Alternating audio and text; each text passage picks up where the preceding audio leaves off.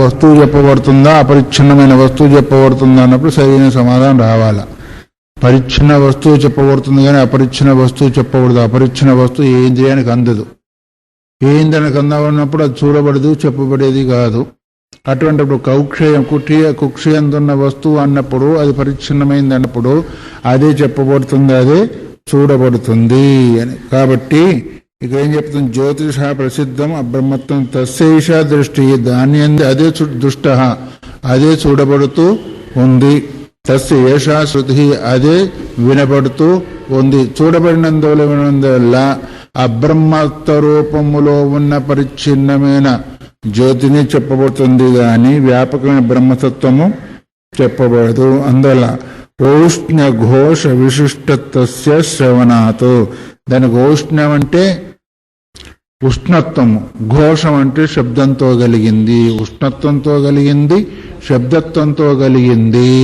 పరిచ్ఛిన్నమైన వస్తువు ఉంటుంది కానీ ఏంటిది పరిపూర్ణమైన వస్తువు ఉష్ణము కలిగి ఉండదు, శబ్దం కూడా కలిగి ఉండదు.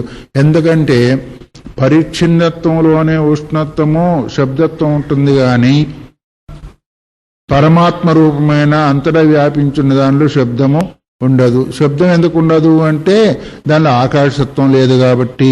ఉష్ణత్వం ఎందుకు ఉండదు అంటే అగ్నితత్వం లేదు కాబట్టి. ఈ రెండు ఎప్పుడైతే లేదో ఉష్ణత్వం లేదు, శబ్దత్వం కూడా లేదు. తదేతదు దృష్టం చ శృతం చ ఇత్యుపాసీత, అందువల్లనే చూడబడేది, చెప్పబడేది లేదా వినబడేదాన్నే ఉపాసన చెయ్యాలి అని అన్నారు. అంటే పరిచ్ఛిన్నమైన వస్తువు చూడబడుతుంది, వినబడుతుంది కాబట్టి దాన్ని ఉపాసన చేసేదానికి అవకాశం ఉంటుంది. ఉపాసన అన్నప్పుడే ఉపాసింపబడే వస్తువు వేరుగా ఉంటుంది, ఉపాసకుడు వేరుగా ఉంటాడు. దాని గురించి ఒక ఆకారం ఉంటుంది, ఒక నామము ఉంటుంది. దీన్ని బట్టి ఏం చేస్తా అంటే ఉపాసకుడు అయిన వాడు ఉపాసన చేస్తూ ఉంటాడు, దాని గురించి చూస్తూ ఉంటాడు, దాని గురించి వింటూ ఉంటుంటాడు. కాబట్టి పరిచ్ఛిన్నమైన వస్తువు అబ్రహ్మ వస్తువు కాబట్టి అది జ్యోతిష్ శబ్దం చేత చెప్పబడుతుంది అని ఈ విధంగా స్మృతులు రకరకాలుగా చెప్పినందువల్ల చక్షుష శృతో భవతి య ఏవం వేద, చక్షుయందు ఉండేవాడు వినబడుతున్నాడు. చక్షుష అంటే చక్షుయందు ఉండేవాడు. చక్షుయందు ఉండేవాడు అంటే కంటిలో ఉండేవాడిని కదా అర్థము. అక్షపురుషుడు అని కదా అర్థము. అక్షపురుషుడు అన్నప్పుడు అక్షి పరిచ్ఛిన్నమైంది కాబట్టి అక్షిలో ఉండే పురుషుడు కూడా పరిచ్ఛిన్నమైన వాడే.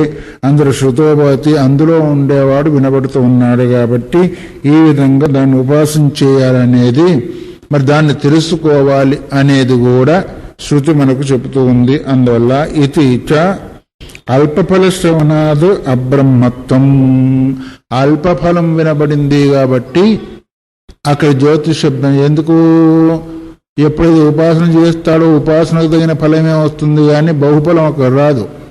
ఎంత ఉపాసన చేస్తావో అంతే ఫలం వస్తుంది కానీ నీకు విశాలమైన ఫలము రాదు.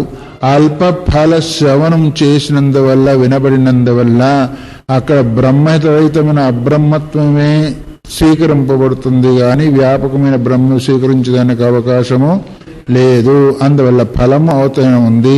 అది అల్ప ఫలము వినబడుతుంది, ఉపాసన చేయబడుతుంది కాబట్టి ఏకదేశము పరిచ్ఛిన్నమైన వస్తువే అక్కడ మనకు అవగాహనకు వస్తుంది. ఆ ఉపాసన చేసినంత ఫలం కూడా అల్ప ఫలం వేస్తుంది కానీ విశాలమైన ఫలము లేదు పూర్ణమైన ఫలము రాదు. అందువల్ల మహతే హి ఫలాయ బ్రహ్మోపాసన విష్యతే, మీ బ్రహ్మను ఎందుకు ఉపాసన చేస్తారు, గొప్పైన ఫలం దొరికేదాని కొరకు బ్రహ్మను ఉపాసన చేస్తూ ఉంటారు. మరి బ్రహ్మేతరమైన ఉపాసన చేసేదానికి దేని చేస్తూ ఉంటారు, గొప్పైన ఫలం ఏంటిది, మోక్షమే గొప్పైన ఫలము. దానికి భిన్నమైన అన్ని కూడా అల్ప ఫలాలైనా గొప్ప ఫలాలా, ఎందుకు క్షీణే పుణ్యమర్తలోకం క్షీణిస్తుంది, అల్పఫలం కాబట్టి క్షీణించిపోతుంది, అవునా కాదా, అల్పఫలం కాబట్టి క్షీణించిపోతుంది. దాని ఉపాసన ద్వారా కలిగే ఫలం కూడా అల్పఫలమే. అందుకొరకు విశేషమైన ఫలం ఏంటిది, బ్రహ్మమును గురించిన ఫలము విశేషమైన ఫలము. అన్యదపి కించిత్ స్వవాక్యే ప్రాణాకాశ జ్యోతిషో అస్తి బ్రహ్మలింగం. పూర్వం ఎట్లాగైతే ఆకాశస్థలింగ అతయేవ ప్రాణ అనే విధంగా ఎట్లాగైతే ఆకాశ శబ్దం చేత బ్రహ్మలింగం చెప్పబడిందో, ప్రాణశబ్దం చేత బ్రహ్మలింగం చెప్పబడిందో, ఇక్కడ జ్యోతిష్ శబ్దం చేత బ్రహ్మలింగము మనకు చెప్పడము లేదు. అందువల్ల నచ పూర్వస్మిన్నపి వాక్యే బ్రహ్మ నిర్దిష్టమస్తి గాయత్రీ వావైదగం సర్వం. దీనికి ముందు చెప్పిన వాక్యములో ఎక్కడ యస్తు భూరితి శర్మ ఏకం శర ఏకమేవ తదక్షరం అనే వాక్యం గాని, తదేతదో దృష్టంచ శృతంచ ఉష్ణవతి ఈ వాక్యాలకు ముందు ఏదైతే చెప్పబడిందో అక్కడ బ్రహ్మ సంబంధమైన వాక్యం చెప్పబడల. మరి ఏం చెప్పబడింది అంటే పూర్వస్మిన్ వాక్య బ్రహ్మ నిర్దిష్టమస్తి గాయత్రీ వా ఇదగం సర్వం భూతం ఇది ఛందో నిదర్శనాత్. గాయత్రి వా ఇది సర్వం భూతం, సమస్తం ఈ సర్వమంతా కూడా భూత భవిష్యత్ వర్తమానాలంతా కూడా గాయత్రి అని చెప్పబడింది. బ్రహ్మముని గురించి చెప్పబడలేదు దీనికి ముందు వాక్యాలలో. దీనికి ముందు వాక్యాలు అంటే అక్కడ వేదంలో, మన దగ్గర కాదు. దీనికి ముందు వాక్యాలు ఏదైతే ఉందో బ్రహ్మముని గురించి చెప్పిన వాక్యం కాదు, అక్కడ గాయత్రిని గురించి చెప్పిన వాక్యము. ఇది ఛందో నిర్దేశాత్ అథాపి కథంచిత్ పూర్వస్మిన్ వాక్య బ్రహ్మ నిర్దిష్టం స్యాదేవమేమపి న తస్యేహ ప్రత్యభిజ్ఞానమస్తి. అందువల్ల పూర్వవాక్యంలో ఒకవేళ బ్రహ్మ నిర్దిష్టమై ఉంటుంది కదా, దాని ప్రకారంగా ఇక్కడ వచ్చింది అంటే ఇక్కడ ప్రత్యభిజ్ఞానం మనకేం కలగడం లేదు. పూర్వవాక్యంలోనే ఇక్కడ కూడా వాక్యం వచ్చినట్టయితే ప్రత్యభిజ్ఞానం కలుగుతుంది. ఎందుకంటే జ్ఞానం యొక్క జ్ఞానం కదా మనం ప్రత్యభిజ్ఞానం అనుకుంటున్నాము. పూర్వవాక్యంలో ఒకవేళ బ్రహ్మనిష్ట వచ్చినప్పటికీ ఇక్కడ మాత్రం గాయత్రిని గురించి వస్తుంది కాబట్టి బ్రహ్మ నిర్దిష్టమైన వాక్యం రానందువల్ల మనకు ప్రత్యభిజ్ఞ కూడా కలగడము లేదు. అందువల్ల స్యాద్ ఏమపి నా తస్య ప్రత్యభిజ్ఞానమస్తి తత్ర హి త్రిపాదస్యామృతం దివి ఇది. 3 పాదాలు చెప్పబడినాయి కాబట్టి 3 పాదాలు ఏంటో అమృత స్వరూపము, ఒకటేమో అందుకొరకే ఇక్కడ చతుష్పాద్ గాయత్రిని గురించి చెప్పబడింది తప్ప త్రిపాదస్య అమృతం దివి అన్నారు. 3 పాదాలు. ఎన్ని పాదాలు ఉన్నాయి గాయత్రికి? 3 పాదాలు. 3 అంటే 24 అక్షరాలే కదా. ఒక పాదానికి 8 అక్షరాలు, 3 8లో 24. అందుకొరకు త్రిపాదస్య అంటే త్రిపాదంతో కూడుకుంది గాయత్రి. అది అమృత స్వరూపము. అది దివ్య అంటే ఆకాశం పైన, అది ద్యులోకానికి పైన ప్రకాశిస్తుంది అనే ఉద్దేశం చేత త్రిపాదత్వాన్ని అమృతత్వం చెప్పి 3 పాదాలతో కూడుకున్న గాయత్రిని చెప్పబడింది. అందువల్ల దేవురధికరణత్వేన శ్రూయతే. అందుకొరకు ఇక్కడ అధికరణం ఏంటి? దేవురధికరణం. ద్యులోకాన్ని గురించి చెప్పబడింది కానీ బ్రహ్మ గురించి చెప్పలేదు. ద్యులోకం పైన జ్యోతి ప్రకాశిస్తుందనే ఉద్దేశం చేత ఆ ప్రకరణం చెప్పబడింది. కాబట్టి ప్రకరణానుసారంగా గ్రహించాలా, ప్రకరణానికి భిన్నంగా గ్రహించాలా? ప్రకరణానుసారంగా గ్రహించినట్టయితేనేమో త్రిపాదలతో 3 పాదాలతో కూడుకున్న గాయత్రి, దానిపైన ద్యులోకం సంబంధమైనది కూడా మనకు వినపడుతుంది కాబట్టి అక్కడ జ్యోతి ప్రకాశిస్తుందని గ్రహించాలి. ప్రకరణానికి భిన్నమైన బ్రహ్మమును గ్రహించే అవకాశం ఇక్కడ రాదు. అత్ర పునః పరో దివో జ్యోతి. ఇక్కడ కూడా పరో దివో జ్యోతి, ద్యులోకానికి పైన జ్యోతి అని. ద్యులోకం అంటే స్వర్గలోకం అనుకున్నాం కదా, స్వర్గలోకాని పైన జ్యోతి ప్రకాశిస్తుంది అని. ఇది మర్యాదాత్వేన. ఇక్కడ ద్యులోకాన్ని మర్యాద అంటే ఒక సీమ, ఒక హద్దుగా చెప్పినందువల్ల మీ బ్రహ్మకు సీమ హద్దు లేదు కదా. ఇక్కడ ద్యులోకానికి ఒక హద్దు చెప్పబడింది, త్రిపాదత్వం కూడా చెప్పబడింది కాబట్టి తస్మాత్ ప్రాకృతం జ్యోతిరిహ గ్రాహ్యం ఇత్యేవం ప్రాప్తే బ్రహ్మ. ప్రాకృతమైన జ్యోతిని గ్రహించాలి గాని పరబ్రహ్మ రూపమైన తత్వాన్ని గ్రహించే అవకాశము లేదు అని ఇంతవరకు ఇంత పెద్ద పూర్వపక్షాన్ని నిలబెట్టాడు పూర్వపక్షము. అందువల్ల ఇన్ని రకాలుగా చూసినందువల్ల నిన్నటి నుంచి ఇప్పటి వరకు పెద్ద పూర్వపక్షమే కదా, ఎన్ని రకాలుగా విచారించినప్పటికీ పరిచ్ఛిన్నమైన దాన్ని బోధించినందువల్ల పరిచ్ఛిన్నమైన ఏంటిది జ్యోతి గ్రహింపబడుతుంది గాని బ్రహ్మస్వరూపము గ్రహింపబడదు. తర్వాత ఏంటంటే ఉపాసన చేసినందువల్ల ఉపాసకుని అల్పఫలమే లభిస్తుందనే ఉద్దేశం కూడా చెప్పబడింది. కాబట్టి మీ బ్రహ్మను ఉపాసన చేసినందువల్ల అల్పఫలం లభించదు. ఏం ఫలం లభిస్తుంది? విశేషమైన ఫలం మోక్షం లభిస్తుంది. అందుకని ప్రాకృతమైన జ్యోతిని గ్రహించాలి గాని అప్రాకృతమైన బ్రహ్మాన్ని గ్రహించేదానికి అవకాశం లేదని ఈ విధంగా పూర్వపక్షం ఎప్పుడైతే సంభవించిందో దానికి సమాధానము బ్రూతే అంటూ చెప్పబడుతూ ఉంది అని. ఏంటి అది? జ్యోతిరిహ బ్రహ్మగ్రాహ్యం. జ్యోతి శబ్దం చేత బ్రహ్మమునే గ్రహించాలి. కుత ఎందుకు గ్రహించాలి అని ఒకవేళ అడుగుతామేమో చరణాభిధానాత్, పాదాలను చెప్పినందువల్ల. అభిధానం అంటే ఏంటి? చెప్పడం. ఏం చెప్పాడు? చరణాభిధానాత్ అంటే పాదాలు కలిగిందని చెప్పినందువల్ల. పాదాభిధానాది ఇత్యర్థ. పూర్వస్మి వాక్యే చతుష్పాద్ బ్రహ్మ నిర్దిష్టం. పూర్వవాక్యంలో దీనికి ముందు చెప్పిన వాక్యంలో ఏం చెప్పబడింది? 4 పాదాలు కలిగిన బ్రహ్మ చెప్పబడింది. అంటే 4 పాదాలతో కూడుకున్న బ్రహ్మము పశువు అని కదా. 4 పాదాలు ఉంటే ఏమంటారు? పశువే కదా. బ్రహ్మం పశువా? 4 పాదాలు అన్నంత మాత్రం చేతనే పశువు కావాలని లేదు.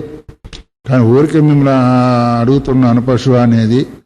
సరే, ఇప్పుడు ఏమనుకున్నాం? ఇక్కడ 4 పాదాలతో కూడుకున్న వస్తువుని చెప్పబడింది పూర్వవాక్యంలో. ఇప్పుడు చెప్పిన వాక్యాల కంటే ముందు వాక్యంలో చతుష్పాద్ బ్రహ్మము చెప్పబడింది. ఎట్లా? తావానస్య మహిమ తతోజ్జాయాగశ్చ పురుషః పాదోస్య సర్వభూతాని త్రిపాదస్య అమృతం దేవి. తావనస్య మహిమ, దాని యొక్క బ్రహ్మం యొక్క మహిమ ఏంటిదంటే గొప్పదనం ఏంటిది? బ్రహ్మం యొక్క మహిమము అంటే తతోజ్జాయాగశ్చ పురుషః పాదోస్య సర్వభూతాని. ఒక పాదంలో సమస్త భూతాలన్నీ కూడా ఉన్నాయి. 3 పాదాలు అమృతం దివి అన్నారు. అమృతం దివి అంటే అమృత స్వరూపముగానే ఉందంటే ఏమాత్రం కూడా అక్కడ సృష్టి అనేది లేనే లేదు. నీ దివి గివి ఏది ఉన్నా గాని, ద్విలోకం కావచ్చు, స్వర్గలోకం కావచ్చు, ఆఖరి బ్రహ్మలోకం కావచ్చు, ఈ ఒక్క పాదంలోనే ఉన్నాయి బ్రహ్మం లోపల. మిగతా 3 పాదాలు అమృత స్వరూపమైంది. ఏమాత్రం సృష్టి కూడా లేకుండా ఉంటుంది అని చతుష్పాద రూపమైన బ్రహ్మం చెప్పిందా లేదా? అంటే 4 పాదాలు, 4 పాదాల్లోనేమో ఒక పాదం సృష్టి ఉంది, మిగతా 3 పాదాలేమో అమృత స్వరూపం. అంటే బ్రహ్మైక దేశంలో నీకు సృష్టి ఉందని చెప్పబడింది కదా. అందువల్ల అంతేకాకుండా ఇంకా మనకు భగవద్గీత ఏకాంశేన స్థితో జగత్తు 10వ అధ్యాయంలో భగవద్గీత కూడా చెప్పింది. ఏకాంశేన ఒక అంశంలోనే జగత్తు స్థిత, జగత్తు నిలిచి ఉంది అని. ఈ విధంగా చెప్పినట్టయితే అక్కడ అంశం చెప్పినా, ఇక్కడ 3 పాదాలు చెప్పినా బ్రహ్మకు చెప్పబడినాయి. కాబట్టి ఒక పాదంలోనే సమస్త జగత్తు ఉంది, మిగతా 3 పాదాలేమో అమృత స్వరూపమని చెప్పబడింది. కాబట్టి ఇత్యనేన మంత్రేణ, పూర్వవాక్యం ఏంటిది? ఈ మంత్రం అయ్యింది. అందువల్ల తత్ర యచతుష్పదో బ్రహ్మణః త్రిపాద అమృతం దుసంబంధి రూపం నిర్దిష్టం తదేవ ఇహ దుసంబంధాన్నిర్దిష్టమితి ప్రత్యభిజ్ఞాయతే.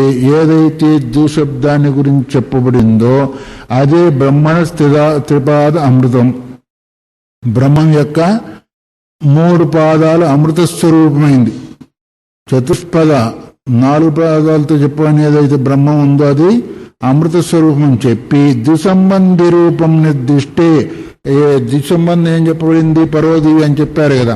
పరోదివి అన్నప్పుడు ద్విసంబంధాన్ని గురించి ఏది చెప్పబడిందో అదే ఇక్కడ ద్విసంబంధ నిర్దిష్టమితి. అక్కడ ఏది ద్విశబ్దంతో చెప్పబడిందో ఇక్కడ కూడా దివి అంది కదా. త్రిపాదస్య అమృతం దివి. ఆ దివి అంటే దివి పైన ఉండేది ఏంటిది అంటే 3 అమృత స్వరూపము. దివి అంటే నువ్వు స్వర్గలోకం నుంచి ఎంతవరకు ఉంటుందో అంతవరకు తీసుకోండి. దానిపైన ఏదైతే ఉందో అమృత స్వరూపమై ఉంది. అక్కడేది దివ్య శబ్దం చేతనైతే తీసుకున్నామో ఇక్కడ కూడా దివ్య శబ్దం చేత అదే వస్తుంది. కాబట్టి ద్విసంబంధ నిర్దిష్టమితి ప్రత్యభిజ్ఞాయితే, ఏదైతే ద్విశబ్దం చేత చెప్పబడిందో అది ఇక్కడ ద్విశబ్దం చేత చెప్పబడుతుంది అంటే ఇప్పుడు ప్రత్యభిజ్ఞానం కలిగిందా లేదా? ముందు చెప్పిన దాని యొక్క జ్ఞానమే ఇప్పుడు అవుతుంది కాబట్టి ప్రత్యభిజ్ఞానం కూడా చెప్పబడుతుంది. అందువల్ల తత్ పరిత్యజ్య ప్రాకృతం జ్యోతి కల్పయతః, అసలు వచ్చిన దాన్ని అంటే వాక్యానుసారంగా వచ్చిన దాన్ని వదిలిపెట్టి ప్రాకృతమైన జ్యోతిని గ్రహిస్తున్నామంటే వచ్చిందేమో వదిలిపెట్టడం, రాందేమో తీసుకొని రావడం. ఇదేంటిది? అకృత అభ్యాగమ కృత ప్రణాశం అంటారే దాన్ని ఇక్కడ కూడా ప్రకృతహాన అప్రకృత ప్రక్రియ ప్రసజ్యేతాం. ప్రకృతహానం అంటే అది సంభవించిందేమో తీసివేయడము, అప్రకృతం అంటే అది రాందానో బలాత్కారంగా తీసుకొని రావడం. ఇదేంటిది? ఒక దోషం అంటారు.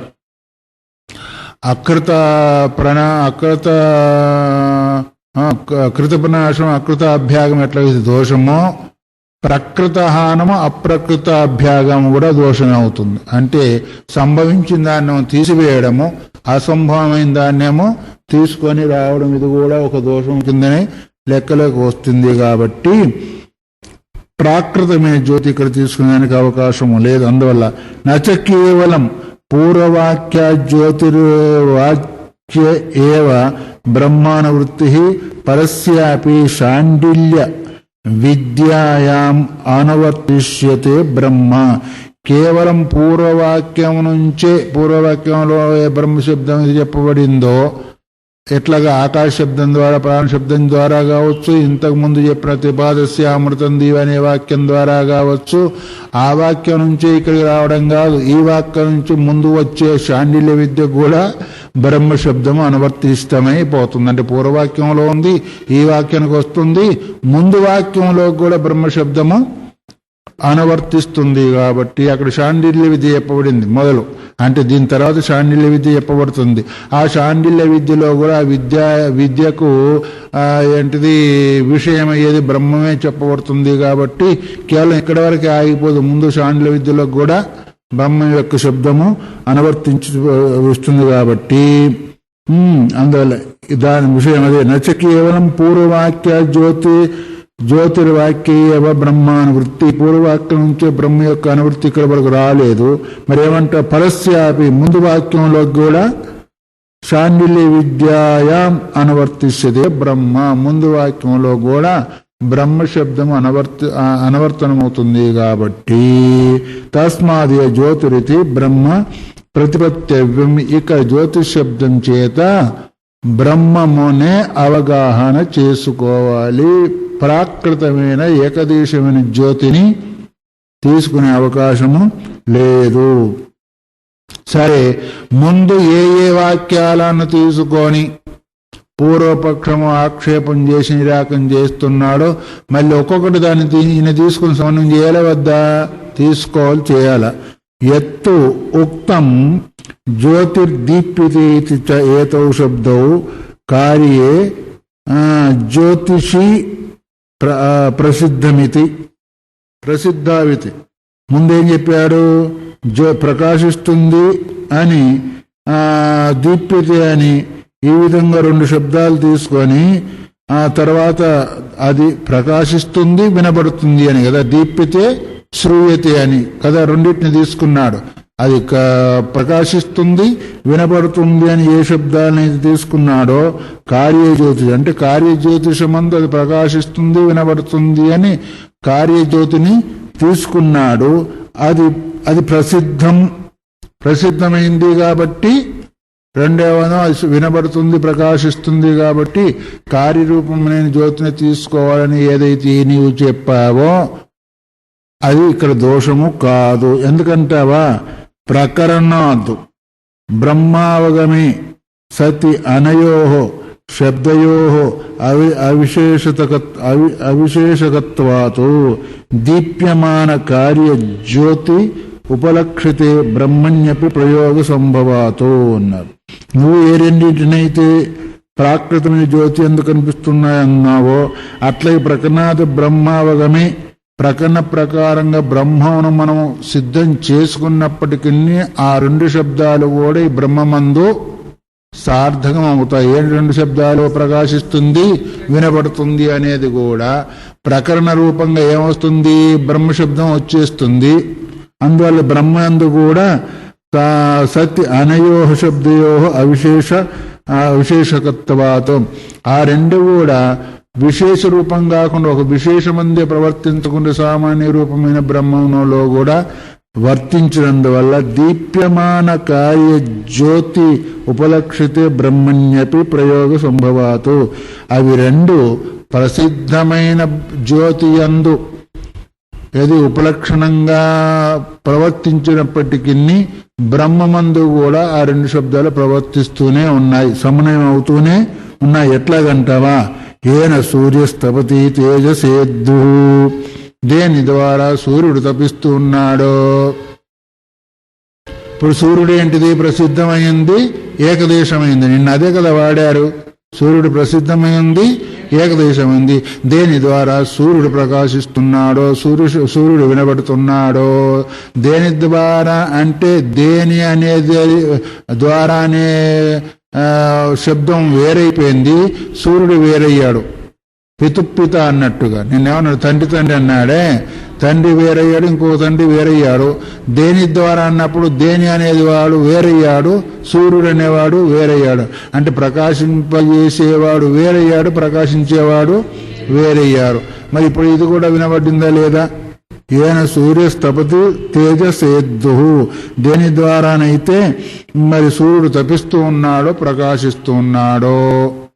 అంటే ఇప్పుడు దీని యందు మరి తేజస్సు ప్రకాశము రెండు ఉన్నందువల్ల నే కదా దీని నుంచి దానికి కూడా పరివర్తన అయిపోయినాయి, సూర్యుల్లోకి వచ్చినాయి. యదాదిత్యగతం తేజ జగద్భాసయతులే అని చెప్పిందే లేదు స్మృతి కూడా. అందువల్ల దేని ద్వారా అంటే ఏ బ్రహ్మం ద్వారానైతే సూర్యుడు ప్రకాశిస్తున్నాడో, ఏంటి తపిస్తూ ఉన్నాడో అనే వాక్యం కూడా మనకు కనిపిస్తుంది కాబట్టి, మంత్రవర్ణ చెప్తుంది కాబట్టి. లేదా యద్వా నాయం జ్యోతిశబ్ద చక్షుర్వృత్తేరేవ అనుగ్రాహకే తేజసి వర్తతే అన్యత్రాపి ప్రయోగ దర్శనాతు.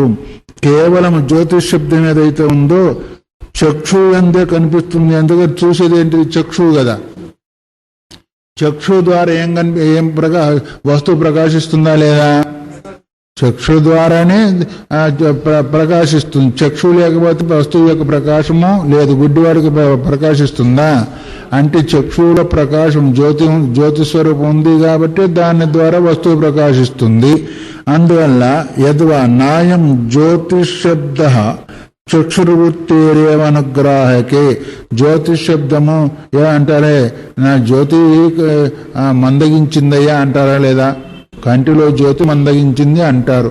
అంటే కంటిలో జ్యోతి ఉంది, దాని ద్వారా విషయ ప్రకాశం జరుగుతుంది కాబట్టి అది మనకు వస్తూ ఉంటుంది. దానిలో జ్యోతి లేకపోతే ఏమవుతుంది, విషయము గ్రహింపబడదు. అందులో తేసి వర్తతే అన్యత్రాపి ప్రయోగ దర్శనాత్. చక్షుశబ్దంలోనే కాదు, వేరు వేరు చోట కూడా ఈ రెండు శబ్దాలను మనం చూస్తూనే ఉంటూ ఉంటాము. ఎట్లాగా, వాచైవాయం జ్యోతిషాస్తే, వాక్కు కూడా తేజస్వరూపమైందే. వాక్కు కూడా తేజస్వరూపమైందే. బాగా కటికి చీకటి వచ్చేసింది, ఓ మనిషి కనిపించడం లేదు. అయ్యా ఎక్కడున్నావా, ఎక్కడున్నా రారా అంటారు లేదా వాడు. దాని ద్వారా దాన్ని పట్టుకొని నువ్వు పోతావా లేదా? అప్పుడు నీ కళ్ళు కనిపించలేదు, అయినా వాక్కులో కూడా జ్యోతి ప్రకాశం ఉందా లేదా?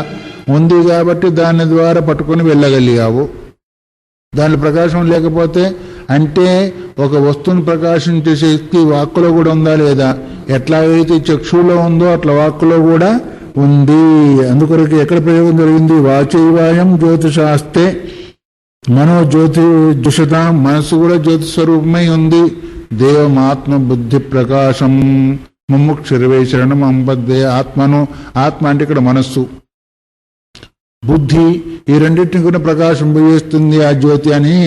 యో బ్రహ్మానం వేదాత్ పూర్వం యో వై వేదాంశ పరిణోతి తస్మై తంహ దేవమాత్మ బుద్ధి ప్రకాశం ముముక్షుర్వై శరణమం ప్రపద్య. అంటే అక్కడ ఆత్మము బుద్ధిని ప్రకాశింపజేసి, ఆత్మ అంటే మనస్సు, బుద్ధి అంటే బుద్ధి నిశ్చయాత్మికం, దాన్ని చేస్తుంది అంటే అప్పుడు మనస్సు కూడా ప్రకాశకమైందా లేదా? మనోజ్యోతిర్జుషతాం, మనస్సు కూడా జ్యోతిననే గ్రహించాలి అని ఈ విధంగా తస్మాత్ యత్ కస్య చిదవభాసకం తజ్యోతిశబ్దేన అభిధీయతే. ఏదేది దేన్ని ప్రకాశింపజేస్తుందో అది జ్యోతిశబ్దం చేత చెప్పబడుతుందా లేదా? చిన్న దీపం చిన్న దీపమే, పెద్ద దీపం పెద్ద దీపమే. అనంత మాత్రం చేత పెద్దది దీపం అవుతుంది, చిన్న దీపం కదా ఏంటి? సూర్యుడే దీపం జ్యోతి శబ్దం చేత చెప్పబడతాడు. చక్షు చెప్పబడదా? వాక్కు చెప్పబడదా? మనసు చెప్పబడదా? శ్రోతం చెప్పబడదా? శ్రోతం శబ్దాన్ని ప్రకాశింపజేస్తుందా లేదా? వాక్కు వాగంద్రియం చేత కూడా ప్రకాశం జరుగుతుంది, గంధేంద్రియం చేత గంధం ప్రకాశింపజేస్తుంది. అందువల్ల ఏదేది ప్రకాశకమయ్యిందో అది జ్యోతి శబ్దం చేత చెప్పబడుతుందా లేదా? ఎత్తుకించిది జ్యోతి అవుతుంది కానీ కేవలం సూర్యుడే చంద్రుడే జ్యోతి శబ్దం చేత చెప్పబడడు. అందువల్ల ఈ జ్యోతి శబ్దం అన్యత్ర కూడా ప్రయోగము చేయబడుతుంది. కాబట్టి అది చెప్తున్నాడు. కస్యచిత్ అవభాసకం, కస్యచిత్ ఏ కొంచెం ప్రకాశింపజేసినప్పటికీ ఆఖరికి ఆ ఆకాశంలో చక్కువ మెరుస్తుంది మెనుగురు పురుగు, దాని దగ్గర జ్యోతి స్వరూపం ఉందా లేదా? ఉంది. మరి ఇంకెక్కడ చెప్తాం? ఆకాశంలో మెరుపు కూడా వచ్చిపోతూ ఉంటుంది, మేఘంలో కూడా ఉందా ఏందా జ్యోతి శబ్దము? కాబట్టి కేవలం జ్యోతి శబ్దం చేత ఒక ఆదిత్యాదిని గ్రహించడానికి లేదు. ఎక్కడెక్కడ ప్రకాశం ఉందో అక్కడక్కడ ఇది యద్యత్ విభూతిమత్తత్వం తత్ ఏమన్నాడు? ఎక్కడెక్కడ ఏ ప్రకాశం కనిపిస్తుందో అది నాదే అన్నాడు కదా.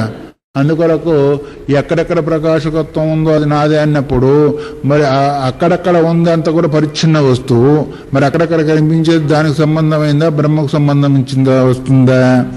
అందుకొరకే ఇక్కడ కసిత ఉపాసకం తజ్యోతిశబ్దేన అభిధీయతే. ఎక్కడెక్కడ ప్రకాశకత్వం మనకు కనిపిస్తుందో అక్కడక్కడ జ్యోతిశబ్దం చేతనే చెప్పబడుతుంది. తథా సతి బ్రహ్మణోపి చైతన్య రూపస్య సమస్త జగదవభాస హేతుత్వాదు ఉపపన్నో జ్యోతిశబ్ద. మరి అక్కడక్కడ ప్రకాశింపజేసేదాన్ని నువ్వు పరిచ్ఛిన్నమైన వస్తువుని జ్యోతిష్ శబ్దం చేత వాడుకుంటున్నావా లేదా? వాక్కు జ్యోతిష్ శబ్దం చేత చెప్పావు, మనస్సుని జ్యోతిష్ శబ్దం చెప్తావు, చక్రువును కూడా జ్యోతిష్ శబ్దం చేత చెప్పాము. మరి అక్కడక్కడ ప్రకాశింపజేసేదాన్ని కొంచెం కొంచెం ప్రకాశింపజేసేదని జ్యోతిష్ శబ్దం చేత చెప్పావే, సమస్త బ్రహ్మాండాలను ప్రకాశింపజేస్తుంది. అప్పుడు బ్రహ్మ జ్యోతిష్ శబ్దం చేత చెప్పబడుతుందా లేదా? చెప్పబడుతుందా లేదా? మరి వాక్కును శబ్దం కొంచెం అది వాక్కును అక్కడ మాత్రం ఎవరికే సమస్త వాక్కును ప్రకాశింపజేయదు. చక్షు అక్కడ రూపాన్ని ప్రకాశింపజేస్తుంది, సమస్త రూపాన్ని ప్రకాశింపజేయలేదు. మరి ఎత్తుకించిద ఉపాసకాన్ని జ్యోతి శబ్దం చేత వాడినప్పుడు సమస్త బ్రహ్మాండాన్ని ప్రకాశింపజేసి బ్రహ్మకు జ్యోతి శబ్దం వర్తిస్తుందా వర్తించదా? అది సిద్ధాంతం చెప్పేది. తేన తమేవ భాంతమనుభాతి సర్వం తస్య భాత సర్వమిదం విభాతి. కౌశికం కఠోపనిషత్తులో కూడా వస్తుంది ఇది. తదేవ భాంతం అనుభాతి, ఏదేదైతే ప్రకాశింపజేస్తుందో దాన్ని ప్రకాశింపజేస్తుంది. ఏదైతే ప్రకాశం ఉందో దీని ప్రకాశం జాననే అసమర్థ ప్రకాశం కలిగింది. తస్య భాష సర్వమిదం విభాతి, ఆ తత్వం యొక్క బ్రహ్మం యొక్క ప్రకాశం చేతనే ఇదం అని శబ్దం ద్వారా ఏదైతే చెప్పబడిందో, ఇదం శబ్దం చేత ఏం చెప్పబడింది? ప్రపంచంలో మీ సూర్యుడు కూడా ఉన్నాడా లేదా? ప్రపంచానికి అవతలు ఉన్నాడా? మరి ఇదంతా ప్రపంచం దాని సూర్యుడు చంద్రుడు అగ్ని ఏదైతే ప్రకాశింపజేసేదో అవన్నీ కూడా దీని చేతనే ప్రకాశింపజేస్తున్నప్పుడు అప్పుడు జ్యోతి శబ్దం చేత బ్రహ్మం చెప్పబడుతుందా, సూర్యుడు చెప్పబడుతుందా, అగ్ని చెప్పబడుతుందా, ఇంకో చెప్తా ఉంటుందా? తద్దేవ జ్యోతిషాం జ్యోతి ఆయుర్హోపాసతే అమృతం అన్నారు. తద్దేవ జ్యోతిషాం జ్యోతి, ఆ ప్రకాశ స్వరూపమైన ఆ తత్వమే సమస్త జ్యోతులకు కూడా జ్యోతి. ఆయుర్హ ఉపాసతే అమృతం ఇత్యాది శృతిభ్యశ్చ అన్నాడు. అందువల్ల దాన్ని ఉపాసించినందువల్ల ఏమవుతుంది అంటే ఏంటిది ఆయుష్ కూడా పెరుగుతుంది అన్నారు. ఆయుష్